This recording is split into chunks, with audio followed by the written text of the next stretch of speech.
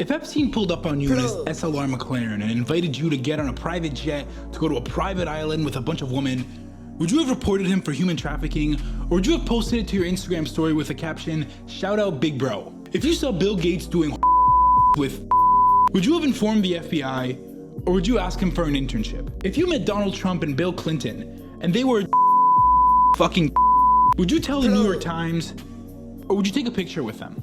If you're in college, I'm sure you've seen those 20-person Asian friend groups. You know, the ones that never last more than 16 months? They all go together to get KBBQ or karaoke on one of their friends' birthdays.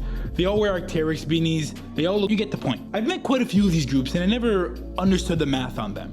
I mean, mathematically, it's impossible that 20 people are all friends with each other. They all get along with each other, especially when their shared interests go as far as bubble tea, Valorant, and being Asian. Maybe it has something to do with the fact that Asian people tend to not get a lot of validation from their parents, but what the fuck do I know? I'm not exactly a first-hand source. But why do these groups exist? Why are they acting like friends when they don't like each other? Well, to understand the deep and complicated dynamics of an Asian friend group, and to understand why people who would waste their times in these meaningless groups would probably be in the Epstein files, you have to understand something very simple. Validation is the new god. I can't hide from the memory that you sent through me.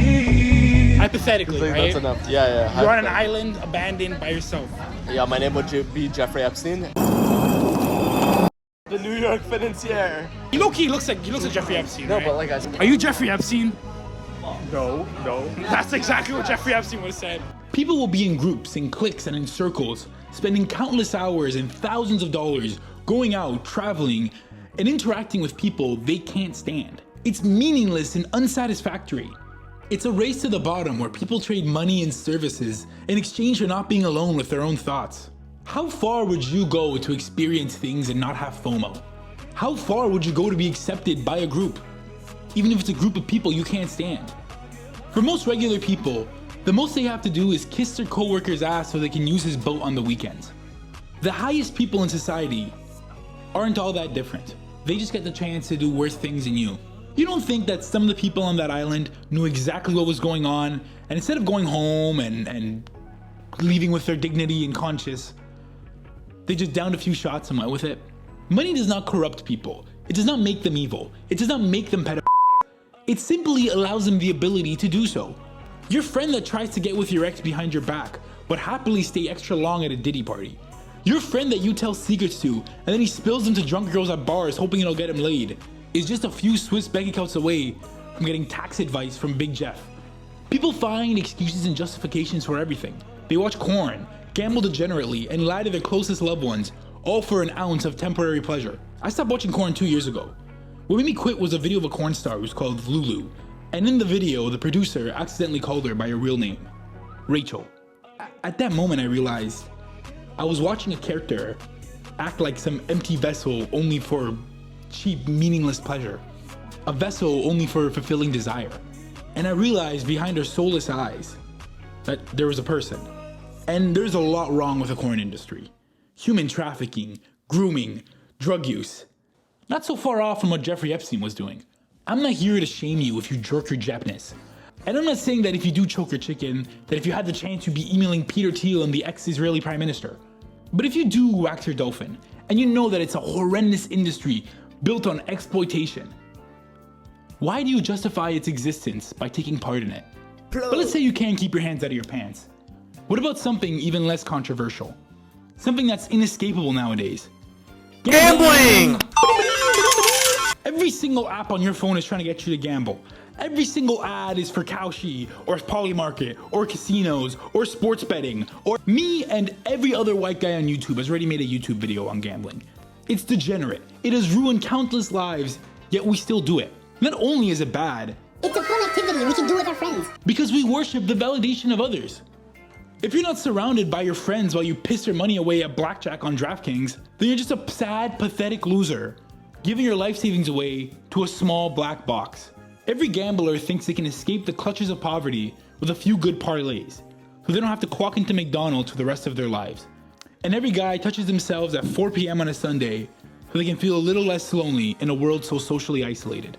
There's people that wouldn't hold the doors open for their friends, but would happily post happy birthday to Drake on their Instagram story. And I'm sure you know or have met someone like that.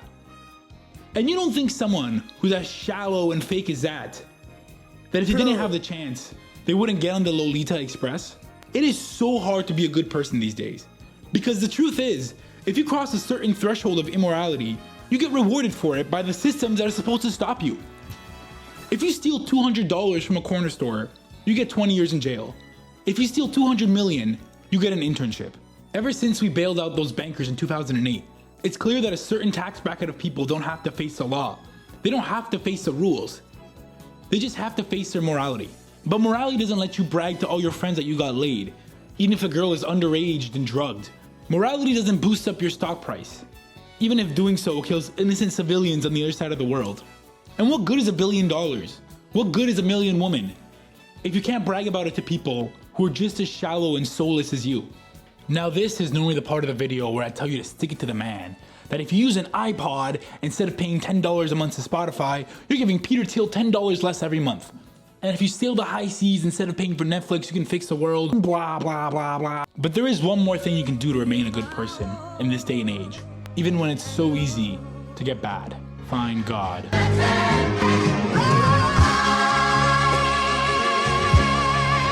Validation is a god that is never satisfied. Elon Musk is going to be a trillionaire soon, and yet this guy who has more money and political power than 99.999% of human beings in all of history needs to lie about his video game stats for social validation. If you worship validation, you'll trade in your consciousness for caviar and Little St. James. Because a person who has everything and is never satisfied starts searching for validation in the darkest parts of the human soul. I'm not going to try to prove to you that God is real, that Allah, Jesus, or Buddha is the right voice to listen to. But if everyone started having basic moral principles and worship things that were bigger than their bank accounts, that were bigger than their Instagram following, would anyone have gone to that island? Yeah. I never broke a bone, and I wish I did because I like. Yo, I broke like at least 15 bones. I'm not even gonna lie to you. How many bones you breaking, bro? Arms, fingers, legs.